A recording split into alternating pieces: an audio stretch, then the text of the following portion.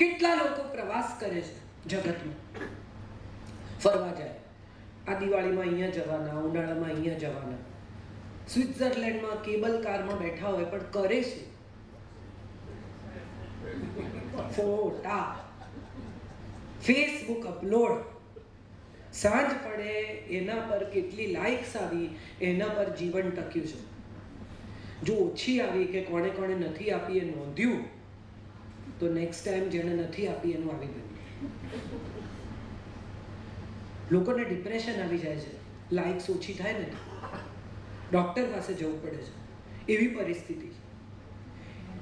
તમે વિચાર કરો કે સોશિયલ મીડિયાએ આપણને કેવા ઘેર્યા છે. કોરોનાના ટાઈમમાં પહેલી વાર ખબર પડી કે ઘરના લોકો બી સારા માણસો છે, વાત કરવા જેવા છે. બાકી તો બધા લાગેલા જ હોય. પતિ પત્ની એકબીજાને વોટ્સએપ પર હેપી બર્થડે વિશ કરે, હેપી એનિવર્સરી માય ડાર્લિંગ. અરે આ રહ્યા બાજુમાં, ડાર્લિંગને અહીંયા જ વિશ કરો. એક સમય હતો, તમે વિચાર કરો, જે લોકો 60s જન્મ્યા છે એમને હું ફરી રિફર કરું છું. દિવાળીના દિવસોમાં બધું સરસ ગોઠવીએ, એના પર પેલા કપડું ઢાંકીએ, પછી લોકો વિશ કરવા આવે, સાલ મુબારક કરે, બધા નાસ્તા કરે, ખોલે, અને આપણને પણ કેટલો ઉત્સાહ. દર વખતે ખુલે ત્યારે અંદરથી થોડું આપણે પણ ખાઈએ. હવે નથી કોઈ કોઈને ઘરે જતું, નથી કોઈ કોઈને બોલાવતું. સોશિયલ મીડિયા ઉપર દિવાળીના મેસેજ વિશ કરી દેવાના, અને આવા બાબો આવ્યો છે જેવું કંઈક ઉમેરાઈ જાય તો પાછું એમાંય લફડું. આપણે બધા જ જાણે અજાણે એક એવી દુનિયામાં પ્રવેશી ગયા છીએ જે માનવ વિહીન થઈ ગઈ છે, માણસ વગરનું જગત છે. ઘણીવાર એરપોર્ટ ઉપર હું ઘણા લોકોને જોઉં, અહીંયા મુંબઈના રસ્તા ઉપર, તમને એમ થાય કે ભાઈને કંઈ થયું છે, પછી થોડી વાર રહીને ખ્યાલ આવે કે એણે બ્લૂટૂથ પહેર્યું છે કરીને વાત કરતા હોય. હાથ હલાવવાનો તો એ જોતો તો છે નહીં, તું શેને માટે હાથ હલાવે? No no no, listen to what I am saying. No, you don't do that. એણે બ્લૂટૂથ પહેર્યું છે, તમને એમ થાય કે એકલો વાત કરે છે, બચાડો, એને કંઈ થતું હશે. આ એક કેવી માનવ વિહીન જગતમાં આપણે પ્રવેશી ગયા છીએ. તમે ગૂગલમાં લોગિન થાઓ ને તો તમને ગૂગલ પૂછે, આર યુ અ રોબો? પછી તમારે અમુક વસ્તુ ટાઈપ કરવાની, ત્યારે તમને ગૂગલ કહે કે આ બરાબર છે, આ તમે જ છો. એટલે હવે તો માણસની જગ્યાએ રોબો ગોઠવાયા છે. અમેરિકામાં તો રોબોના બાર છે, તમે એને જે ઓર્ડર કરો એ ડ્રિંક તમને રોબો બનાવીને આપી દે. હવે માણસોની જરૂર નથી. પણ આપણા દેશમાં એવું નથી. આપણા દેશમાં તો માણસને કામ જોઈએ છે. આપણા દેશમાં મશીન રિપ્લેસ થયા ત્યારે સૌથી પહેલા ગાંધીએ કહ્યું કે મશીન માટેનો આ દેશ જ નથી. આજથી 75 વર્ષ પહેલા એમણે કહ્યું, 80 વર્ષ પહેલા એમણે કહ્યું કે આ મશીન માટેનો દેશ જ નથી, અહીંયા તો માણસને કામ આપવાનું છે. હવે તમે મજા જુઓ કે જે ડોમેસ્ટિક હેલ્પ છે, તમારો કચરાવાળો રોજ આવીને કચરો લઈ જતો હોય તો આપણે એનું નામ પૂછવાની દરકાર નથી કરતા. પણ જો એ 3 દિવસ ન આવે તો નામ, સરનામું, ફોન નંબર બધું ગોતી કાઢીએ. ક્યાં રહે છે ગોતો યાર એને. જે મિસિંગ છે, જે નથી, એને શોધવા નીકળવાની આખી રમત છે. ફેમિલી, એક સમય હતો કે દાદા, કાકા, મામા બધા ભેગા હોય ને એક માનો રાજા બેઠો હોય. પછી આ 2 જણના લગ્ન થાય. પાપાની પરીએ પાંખો ઘેર મૂકીને આવવાની એવી શરત છે. રાજા બેટો જ રહે. એટલે પેલી પરી જે આવી છે એને મા બાપે દીકરાની જેમ ઉછેરી છે, અને મા બાપે એનો ઘણો ગૌરવ લીધું છે કે અમે તો અમારી દીકરીને દીકરાની જેમ ઉછેરી છે. પણ દીકરાને દીકરીની જેમ ઉછેર્યો નથી. એટલે હવે સમસ્યા ત્યાંથી શરૂ થાય છે કે દીકરો નથી પોતાનો બેડ કરતો, નથી પોતાનું કબાટ ગોઠવતો, નથી પોતાના મોજા શોધી લેતો, અને આ તો ભણી ગણીને નોકરી કરતી આવી છે. એની ઈચ્છા એવી છે કે આ થોડી મારી મદદ કરે, જે તો થવાનું નથી. અને કદાચ કરે તો છોકરાની મમ્મીને પ્રોબ્લેમ છે કે મારા છોકરા પાસે કામ કરાવે છે. અહીંથી થાય છે સમસ્યા શરૂ. ટીંડોળા ગોળ સમારવા કે ઊભા સમારવા, એ ત્યારે જ સવાલ આવે જ્યારે આખા ગળી જવાના હોય. જો બંને ચાવવાના જ હોય તો ગમે એવા સમારે, શું ફરક પડે. પણ આપણે બધા આપણો કક્કો ખરો કરવામાં આપણી ક્લોઝેસ્ટ ઓફ ધી રિલેશનશિપ ગુમાવી બેસીએ છીએ. જેને સૌથી વધુ ચાહવા જોઈએ એની સાથે સૌથી વધુ ડિફરન્સ ઓફ ઓપિનિયન છે, જેની સાથે સૌથી આનંદથી રહેવાનું છે એની સાથે સૌથી વધુ મતભેદ છે. સવારના પતિ પત્ની બંને કામ કરતા હોય અથવા પત્ની સવારે બિઝી હોય અને ઘરના લોકો વધારે હોય અને સવારે 8:30 પતિ વાલ કરવા હોય તો પતા કે આગારો આ ટાઈમ છે. ઘડિયાળ જોઈને પ્રેમ થાય કોઈ દિવસ? એને જે ટાઈમે વાલ આવે એ જ ટાઈમે વાલ આવે. એને કઈ ઘડિયાળ જોઈને પ્રેમ આવે કે અત્યારે 8:30 નહીં હો સાહેબ પ્રેમ ન થાય? આપણે બધા ઘડિયાળ 12 વાગી ગયા જમીન, ઘડિયાળ જોઈને ભૂખ લાગે, ઘડિયાળ જોઈને ઊંઘ આવે. અને હવેની ન્યૂ મધર્સ તો ઘડિયાળ જોઈને ખવડાવે બાળકને. જ્યુસનો ટાઈમ, ફ્રૂટનો ટાઈમ, ફલાણાનો ટાઈમ. હવે આ છોકરા બી બિચારા એવા, એને મોબાઈલ પકડાવે એટલે મોઢું ખોલે યંત્રવતને મોઢું બંધ કરે, ખોલે ને બંધ કરે અને એ દરમિયાનમાં એ મોબાઈલ જોતું હોય. પછી એ 13-14 વર્ષનું થાય ને મોબાઈલ જોઈને ખાય ત્યારે મમ્મી ખકડાવે, ફોન મૂકી દે. પણ હવે આ ફોન જોઈને જમવાની ટેવ જ માએ પાડી. તો આ બધા સવાલોની વચ્ચે મારે તમને પૂછવું છે કે એક પરિવાર શું છે? What do you think a family is all about? A family is somewhere where people care for each other, where they love each other and they tolerate each other. એકબીજાને સહન કરવાની તાકાત હોય ને એ ત્યાં બોન્ડ ટકે, બીજે ક્યાંય બોન્ડ ટકે નહીં. કારણ કે કોઈ પરફેક્ટ છે નહીં. આપણે બધા એવું માનીને ચાલીએ છીએ કે હું તો પરફેક્ટ છું, આ બધા બાકીના ડપોળ. મોટા ભાગના લોકોનો પ્રોબ્લેમ એવો. કેટલાક લોકોને ઓસીડી હોય ઘરમાં, અતિશય ચોખ્ખાઈ. ડબ્બા આમ જ ગોઠવવાના, નેપકિન આમ જ ભરાવાના, વસ્તુઓ આમ જ મૂકવાની, તકિયા આમ જ હોવા જોઈએ. કોક હજી ઘરની બહાર નીકળ્યું નથી, ચાદરો ખેંચીને સરખી કરવા માંડે, તરત પગલું છાણ્યું આમ સ્ટ્રેટ કરી નાખે. જો પડદો વાંકો હોય તો એને ઊંઘ ના આવે, એ ઊભા થઈને સરખો કરીને પછી જ ઊંઘી શકે. તાળું માર્યું કે નહીં 2-4 વાર ચેક કરે, ગેસ બંધ છે કે નહીં, વળી પાછું તાળું ખોલીને જુએ કે ગેસ તો બંધ કર્યો ને નીકળતી વખતે. આવા ઘણા છે. અને આવા લોકોની સાથે જે રહેતા હોય ને એને વધારે તકલીફ થાય. કારણ કે આવા લોકો તો પોતાની મસ્તીમાં હોય, એને પગ લૂછણિયા સીધા કરવામાં એટલો રસ હોય કે બાકીના લોકો પગ લૂછે છે કે નથી લૂછતા એમાં એનો રસ જ ના હોય.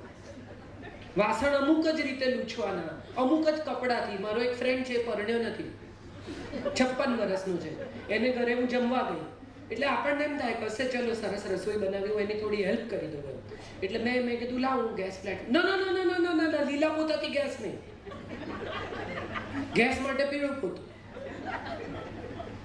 હવે આ પીળું ને લીલા પોતાની વચ્ચે શું ભેદ છે તો એ જ સમજે છે. પણ જો ભૂલમાં મેં પીળા પોતાથી ગેસ લૂછી નાખ્યો હોત તો શું થયું હોત એવો સવાલ મને થાય કે ફાટ્યો હોત, કઈ બોમ્બ, કઈ મુશ્કેલી થઈ ગઈ હોત. છાપા અમુક જ રીતે ગોઠવવાના, મેગેઝિન્સ અમુક જ રીતે મૂકવાના, છાપા વાંચીને આડાવડા ફેંકી દે છે. હવે આમાં આડાવડા ફેંકી દીધા તો શું, ગોઠવતા તો 3 જ સેકન્ડ થાય છે. એને આડાવડા ફેંકવાની મજા આવે છે, તમને ગોઠવવાની મજા આવે છે. પરસ્પર મજા કરો. તમને કેટલી મજા આવે છે બાળીને મૂકવાની. એ ફેંકશે નહીં તો તમે મૂકશો કેવી રીતે? અને એ વખતે વળશો કોને? જો કાલથી એ ખરેખર ગોઠવવા માંડશે છાપા તો તમારી એક પ્રવૃત્તિ ઓછી થઈ જશે એને ખખડાવવાની. જે બી હોય ઘરમાં, પગ ઉપર લઈને સોફા પર નહીં. અરે પોતાના ઘરમાં માણસ પગ ઉપર લઈને ન બેસે તો ક્યાં બેસે? બધા તમે જુઓ એટલી ઇન્ટરેસ્ટિંગ લાઈફ છે. આ બધા મારા બહુ ક્લોઝ ઓબ્ઝર્વેશન્સ છે ને તમને પણ બહુ આ બધું રિલેટ થતું હશે એટલે જ આટલું બધું હસવું આવે છે. દરેકના ચહેરા પર સ્માઇલ છે કે હા હું હવે એક માણસને ઓળખું. પાણીનો ગ્લાસ અમુક જ રીતે પકડવા, આમ પકડો શું ફરક પડે? પણ આંગળા પડી જાય. કાચના ગ્લાસ ધોઈ લૂછી આમ ચોખ્ખા કરીને મૂક્યા હોય, એને જો તમે અમુક રીતે પકડી લો તો આંગળાની છાપ પડી જાય તો એમને લાગી આવે આવી રીતે નહીં.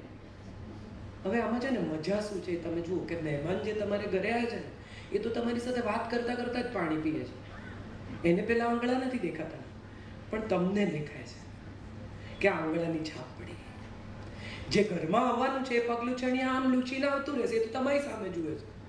પહેલાના જમાનામાં લોકો ઘરે આવતા ને તો પૂછતા મમ્મી કેમ છે, પપ્પા કેમ છે, પાણી પેન રેકોર્ડ નહીં કર્યો. મમ્મી કેમ છે, પપ્પા કેમ છે, પાણી આપે, બેસો, વાત કરો. પણ હવેના જમાનામાં દાખલ થતાની સાથે શું પૂછે? જીણી પિનનું ચાર્જર છે, જીણી પિનનું ચાર્જર છે. આમ ગભરામણ થઈ જાય. એનો પોતાનો શ્વાસ અટકી ગયો અને એના ચાર્જરની જરૂર હોય એવી રીતે વર્તે.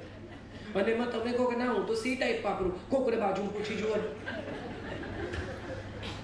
એટલો બધો ફોન આપણા જીવનમાં અગત્યનો થઈ ગયો છે કે જો ફોનની બેટરી ડ્રેન થવા માંડે તો માણસ ક્યાં હોય ને ત્યાંથી ઘેર જવાનો પ્રયત્ન કરે, કાં તો ચાર્જર ગોતે. અને જો ચાર્જર ન મળે તો એનું કોઈ ચીજમાં ધ્યાન ન હોય. ચાર્જર છે, ચાર્જર છે, ચાર્જર છે, એ સિવાય એને કોઈ ચીજમાં નથી. હું એવા કેટલા લોકોને, હવે દાખલા તરીકે અત્યારે મારો ફોન ત્યાં પડ્યો છે, 2 રિંગ મારે, કોઈ 3 વાર રિંગ મારે અને હું ન ઉપાડું, ન જ ઉપાડું, સ્વાભાવિક છે.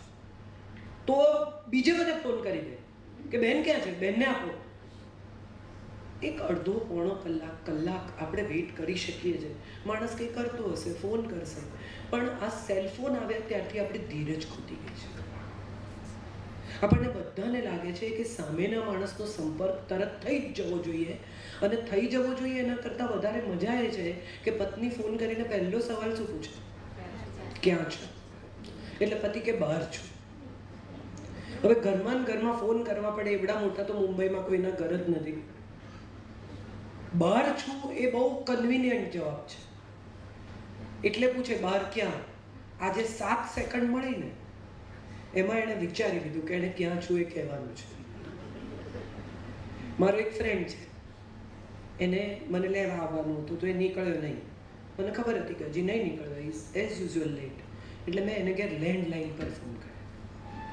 એણે લેન્ડલાઇન ઉપાડીને મને કીધું રસ્તામાં જ છું. માણસ કેટલો ટેવાઈ ગયો છે કે એણે ફટ દઈને ખોટું બોલવાનું છે એટલે એને ફોન ઉપાડીને હું રસ્તામાં જ છું. અલ્લાહ તારી લેન્ડલાઇન પર ફોન કર્યો છે બેટા, કેવી રીતે રસ્તામાં? અને મેં જાણી જોઈને લેન્ડલાઇન પર ફોન કર્યો કે મને શું જવાબ આપે છે. આ એક મજા છે આપણા બધાના જીવનની. આપણે બધા આમ એકબીજા સાથે બહુ અટેચ છીએ. માણસને તમે એકલો આઇલેન્ડ પર મૂકી દો તો 2 કલાકમાં ત્રાસી જાય. એને કોઈની સાથે વાત કરવા જોઈએ, એને કોઈની સાથે મિક્સ થવા જોઈએ, એને કોઈની સાથે વાત સાંભળવા જોઈએ. એકલો માણસ જીવી શકતો નથી. પણ તમે દરેક વખતે કોઈને પણ પૂછો ને તો પહેલું શું કે મારે કોઈની જરૂર નથી.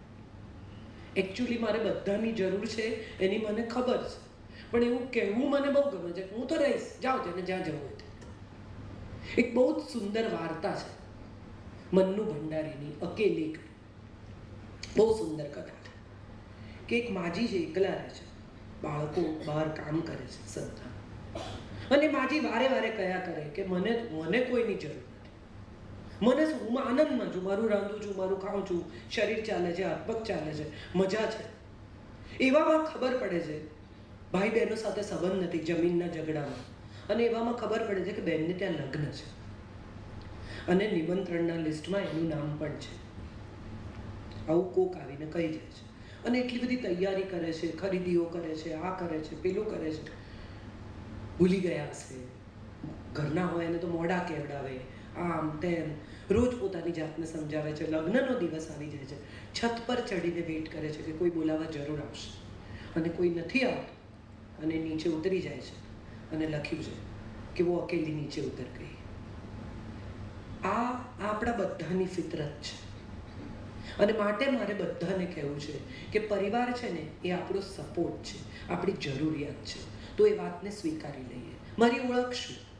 કોઈની દીકરી, કોઈની બહેન, કોઈની માં, કોઈની કાકી, કોઈની મામી. છેલ્લે તમારી સાથે મારો સંબંધ છે. શ્રોતાની વક્તા. તમે વિચાર કરો કે આ બધા સોફા હોય આમ જ ખાલી, એકે માણસ ન બેઠો હોય અને હું બોલતી હોય, ડાક્ટર બોલાવવો પડે કે બેન નથી મજામાં. કોઈ ન હોય તો એ બોલવા માંડે છે હવે. તો તમે છો તો હું છું. મારા અસ્તિત્વનું રીઝન શું કે તમે સાંભળો છો તો હું બોલું છું. પતિ પત્ની એકબીજાની સાથે જ્યારે જીવતા હોય, તમે જુઓ ફ્લાઇટમાં તમે કોઈની સાથે જતા હો ને અને પગ અડી જાય તો કેટલું આપણે આઈ એમ સો સોરી, આઈ એમ સો સોરી. અને ઘરમાં કોક અથડાય તો કે જોઈને ચાલ.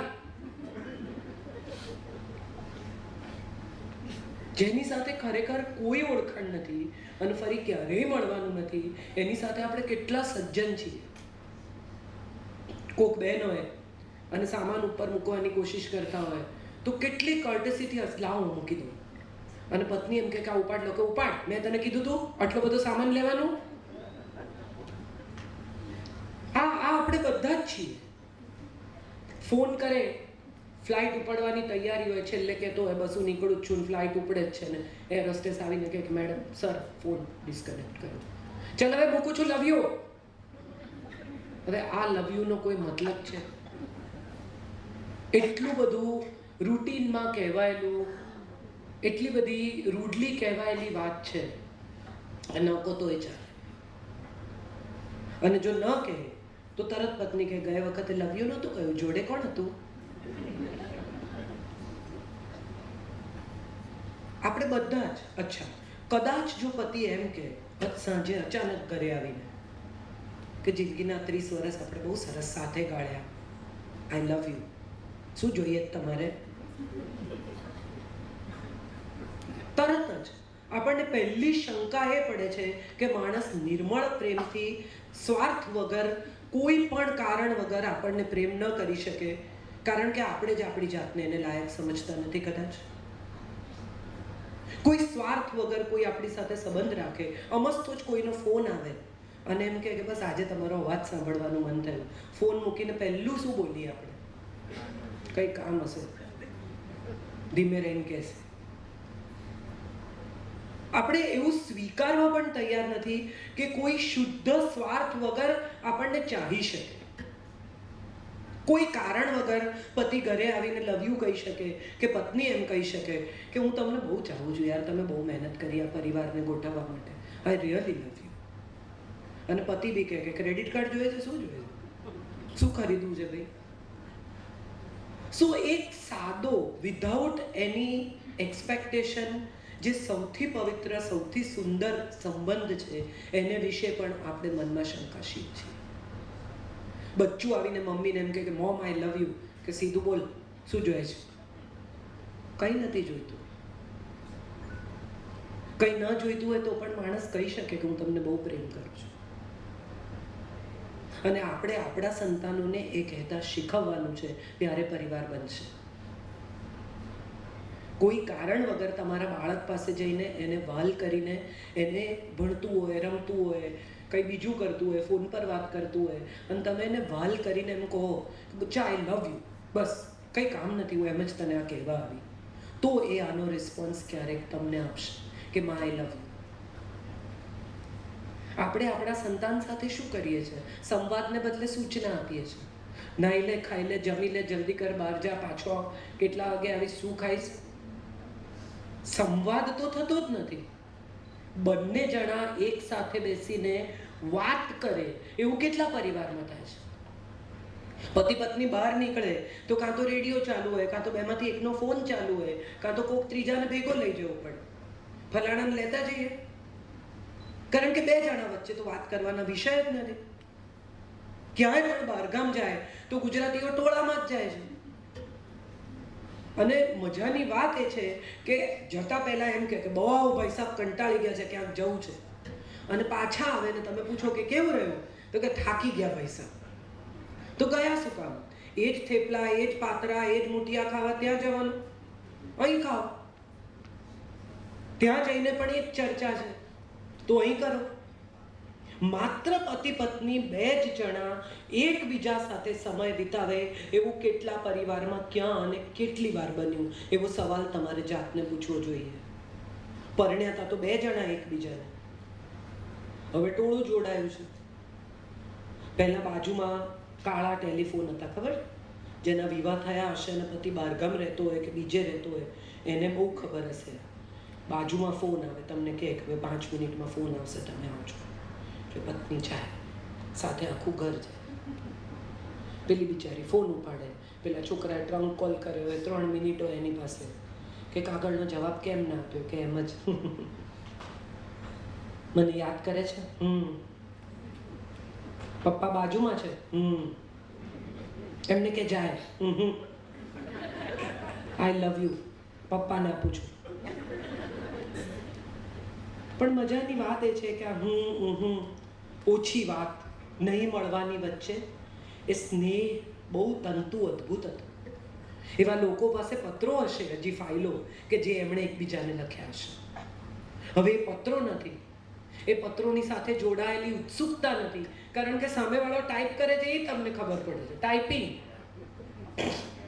હમણાં જવાબ આવશે, ઉત્સુકતા તો પૂરી જ થઈ ગઈ છે. So the fun part of the story is કે કશું પણ કુતૂહલ જેવું રહ્યું જ નથી, કશું પણ જાણવા લાયક બચ્યું નથી. ઓટીટીએ કોઈ પણ પ્રકારની ચીજ બાકી છોડી નથી જે માણસે જોઈ ન હોય. સ્ત્રીનું શરીર એક કુતૂહલ હતું, એ પણ હવે નથી રહ્યું. એકબીજાનો સ્પર્શ એક અદ્ભુત લાગણી હતી, એક રોમાંચ હતો. મેરે મહેબૂબ તુજે મેરી મોહબ્બત કી કસમમાં પુસ્તકો ભેગા કરતા કરતા ખાલી હાથ અડે રાજેન્દ્ર કુમારનો સાધનાને તો આપણને રોમાંચ થઈ જાય, થિયેટરમાં રૂવાડા ઊભા થઈ જાય.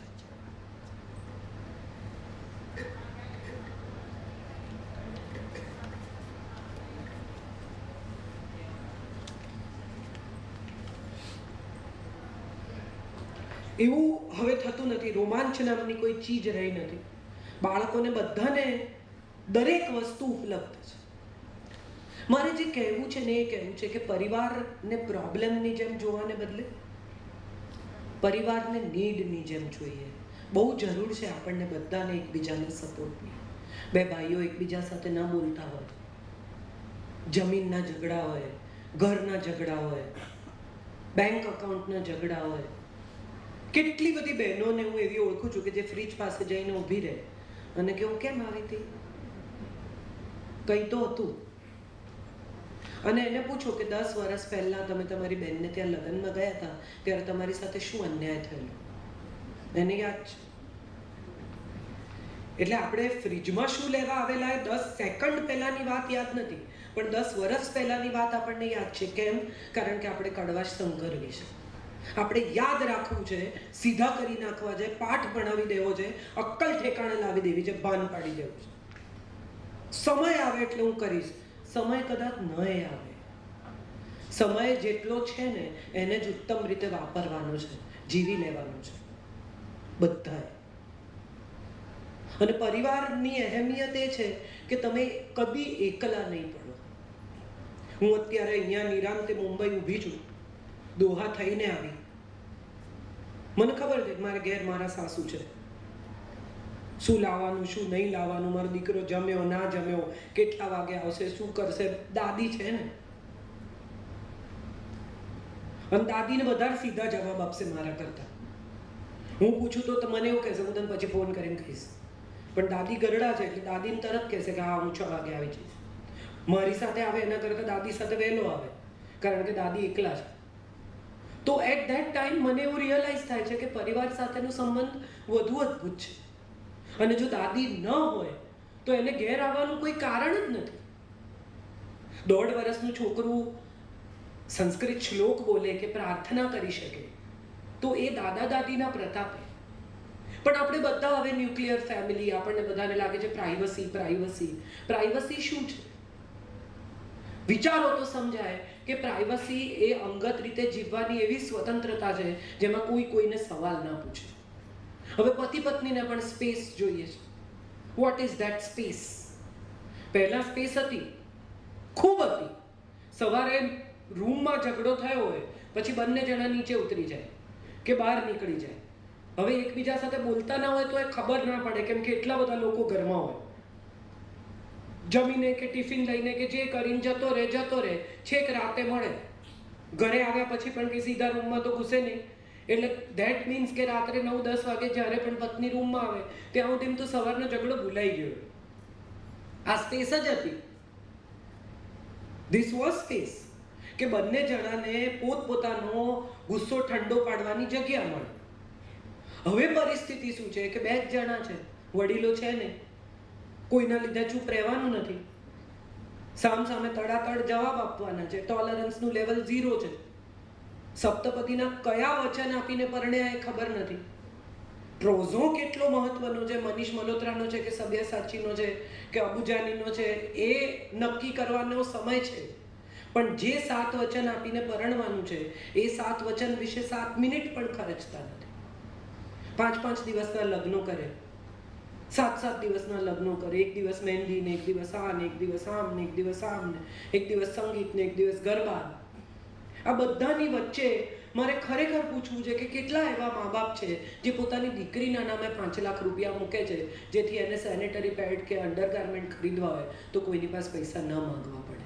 તો સંતાનોના ઘરનું ડાઉન પેમેન્ટ કરો, એમના ભવિષ્ય માટે સુરક્ષા ઊભી કરો, એ વધુ જરૂરી નથી?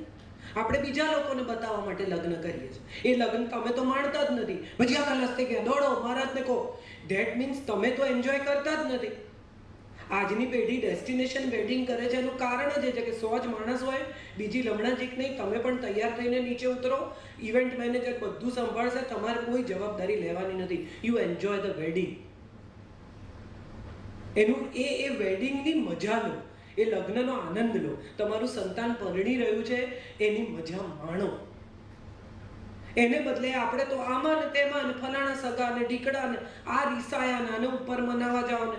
હમણાં જ અમારા ઘરમાં જ એક વેડિંગ હતું, એમાં કંઈ 4:30 વાગે જાન આવવાની હતી. પંજાબી છે છોકરાવાળા, એટલે એ લોકો ત્યાં ડેસ્ટિનેશન વેડિંગમાં બધા પીને નાચતા હતા ને કંઈ 4:30 ના 5:30 થયા ને પંજાબી વેડિંગ. એ લોકોની એમની રીતના લગ્ન બધા, એટલે એ લોકો મોડા આવ્યા. તો મારો કઝિન ચીડાઈ ગયો કે અમને 4:30 નું કીધું તું ને, અરે આ કઈ ટ્રેન છૂટી જવાની છે? એના લગ્ન જિંદગીમાં એક જ વાર થવાના, એવું આપણે અત્યારે તો માનીએ. તો એને મજા કરી લેવા દો, એને નાચવું છે, એને નાચવા તો. તમારે નથી નાચવું, તમે ન નાચો. શું એવા નાચ્યા વગરના રહી જાય છે? અરે એ પણ તમે જ નક્કી કરશો. કેટલું બધું આપણને કંટ્રોલ કરવું છે. આપણે આખું જગત આપણી મુઠ્ઠીમાં જોઈએ છે. કોણે શું પહેરવું, શું ખાવું, કેમ જીવવું, કોણે શું કરવું જોઈએ, કોણે શું ન કરવું જોઈએ, બધા વિશે આપણો એક અભિપ્રાય છે. અને અભિપ્રાય અંતિમ સત્યની જેમ આપણે ઉચ્ચારીએ છીએ. એ બહુ જાડા છે, એમણે આવા કપડાં ના પહેરવા જોઈએ. તમને શું ફેર પડે? એને જે પહેરવું એ પહેરે.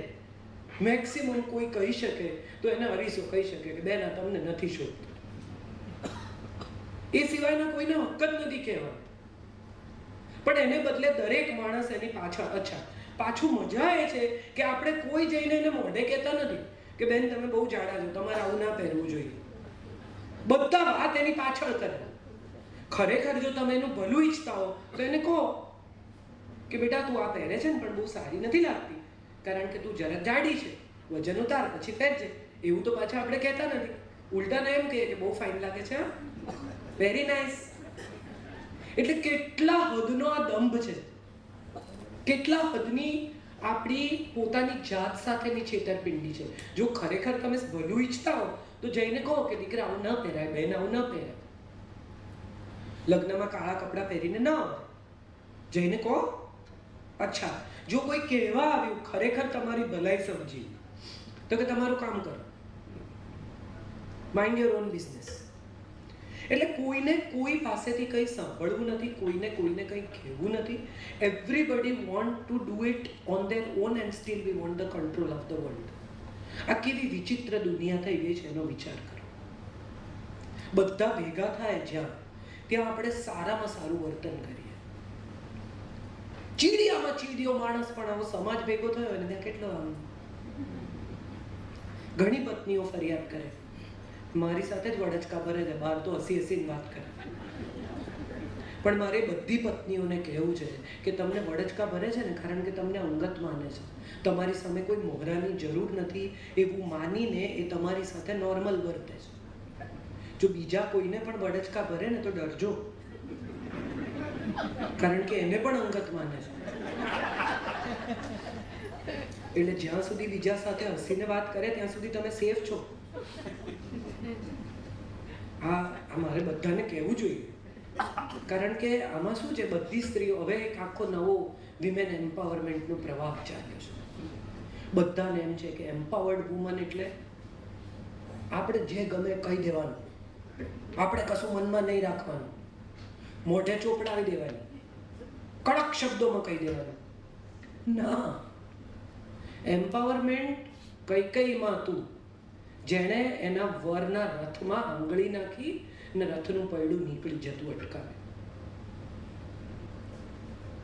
એ એમ્પાવરમેન્ટ હતું. એમ્પાવરમેન્ટ જાબાલામાં હતું કે એણે એના દીકરાને એમ કહ્યું કે જઈને કહે ગૌતમ ઋષિને કે મારી મા તો દાસી હતી અને એટલા લોકોએ એના શરીરનો ઉપભોગ કર્યો છે કે મારી માને જ ખબર નથી મારો બાપ કોણ છે. અને ત્યારે ગૌતમ ઋષિ એને કહે છે તારું ગોત્ર સત્યકામ, સૌથી મોટો બ્રાહ્મણ તો તું છે જે સાચું બોલી શકે છે. જે માં સાચું બોલતા શીખવે છે એ એમ્પાવર્ડ છે. સિગરેટ પીવી, શરાબ પીવી, અમુક પ્રકારના કપડાં પહેરવા, ગાળો બોલવી, અમુક રીતે વર્તવું એ એમ્પાવરમેન્ટ નથી. આપણને સ્ત્રી જેવો પુરુષ ગમે છે? હા કે ના? આમ જરાક હા કે ના? તો પુરુષ જેવી સ્ત્રી ગમશે?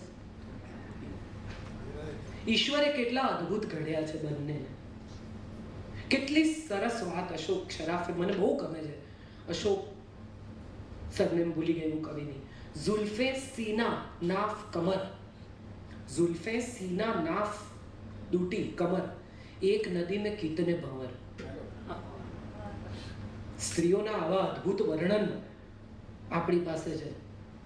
તન્વી શ્યામા લલિત કુસુમા, પક્વ બંબા ધરોષ્ટી, કેટલા સુંદર પક્વ બિંબ જેવા જેના અધર છે એવી. તો આ વર્ણનો છે સ્ત્રીના. અને સ્ત્રી આવી જ સુંદર લાગે. પણ એકદમ સડનલી પશ્ચિમથી એમ્પાવરમેન્ટ આવ્યું ને બધાને એમ થઈ ગયું કે ચોપડાવી દેવું, સંભળાવી દેવું, કાચે કાચા ઉતારી લેવા લોકોને, એ જ સત્ય છે એમ્પાવરમેન્ટ. ખરેખર એમ્પાવરમેન્ટ શું છે એવો સવાલ કોઈ પૂછે તો એનો મારો જવાબ એ છે કે સંયમ રાખવો ને એ સૌથી મોટું એમ્પાવરમેન્ટ છે. હું કહી શકતી હતી પણ મેં ન કીધું તો સારું થયું, એ સૌથી મોટું એમ્પાવરમેન્ટ છે. કહી દેવું તો સરળ છે, થૂકી નાખવું તો સૌથી સરળ છે. પી જવું અઘરું છે. મને ના ભાવ્યું તું, મેં ફેંકી દીધું, વાત પૂરી થઈ ગઈ. આગળ કોઈ ચર્ચા રહેતી નથી. તમે પુરુષ વિશે એવો કોઈ શ્લોક સાંભળ્યો કે કાર્યેષુ મંત્રી ભોજ્યેષુ માતા શયનેષુ રંભા? તો આ રોલ સ્ત્રી કરી શકે છે એવી લોકોને ખબર છે, અથવા ઋષિઓને ખબર હતી, માટે એક સ્ત્રી પાસેથી આવી અપેક્ષા રાખવામાં આવી કે ભાઈ આટલા બધા રોલ કરે. બાળક ધવડાવતી હોય તો માં હોય, છતાંય કોઈ બૂમ પાડે કાકી તો તરત પાછળ જુએ. એને ખબર છે આ મને જ બોલાવવામાં આવી છે. તો જે કરી શકે છે, મને ઘણી છોકરીઓ યંગ પૂછે કે કેમ કરવાનું, હું હંમેશા એને જવાબ આપું કે કરી શકીએ છીએ એને માટે કરવું. We can do it, so let's do it. મેં આ પ્રસંગ ઘણી વાર કહ્યો છે, આજે ફરી એક વાર કહું કે મારા વડ સાસુનો સ્વભાવ બહુ તેજ હતો. ગમે તેમ ગુસ્સો કરે, જેમ ફાવે એમ બોલે મારા સાસુ. મને કોઈ દિવસ કંઈ નથી કીધું, કારણ કે મારા સાસુ વચ્ચે બફર હતો. એટલે એક દિવસ મેં મમ્મીને કહ્યું, મેં કીધું આટલું બધું બોલે તમે જવાબ કેમ નથી આપતા? મમ્મી મને કહે હું તો પરણીને આવી એ દિવસથી મેં ફોન મૂકી દીધો છે, એકલા જ બોલે. મને તો ખબર જ નથી એ શું બોલે છે, મેં તો ફોન મૂકી દીધો. એમને એમ છે કે બોલે છે, હું તો સાંભળતી નથી. આ રસ્તો છે જીવવાનો, જીવતા શીખવાનો. આપણે બધાની સમસ્યા એ છે કે આપણે હમણાં હાલ તુરંત સોલ્વ કરવું છે. જે નહીં થાય એની આપણને ભીતરથી ખબર છે. ઝઘડો થાય ને સોરી કહીએ ને એટલે તરત અપેક્ષા શું હોય? સોરી તો કહ્યું ભાઈ, હવે સારા મૂડમાં આવી જાઓ ને. એટલે સ્વિચ પાડી એટલે પડી ગઈ, ઉપાડી એટલે ઉપડી ગઈ. 10 મિનિટ પહેલા આપણે એમ કહ્યું હતું કે તમે મારી જિંદગી બરબાદ કરી નાખી. એને લાગ્યું છે વેઇટ ફોર અ વાઇલ. હવે તમે એમ કહો કે તમે આબાદ કરી નાખી તો બી પેલું જે વાગ્યું છે એને રૂઝાતા સહેજ સમય લાગશે. બહુ બધી સ્ત્રીઓને મેં એવી જોઈ છે કે જેને બોલતી વખતે ખ્યાલ નથી રહેતો. ક્રોધમાં, આવેશમાં, ઉદ્વેગમાં એટલું બધું કહી નાખે જે મીન કરતી ના હોય. ખરેખર તમે એને પૂછો કે તમે ખરેખર એવું માનો છો કે તમારા પતિએ તમારી જિંદગી બરબાદ કરી કે ના? તો કહ્યું શું કામ?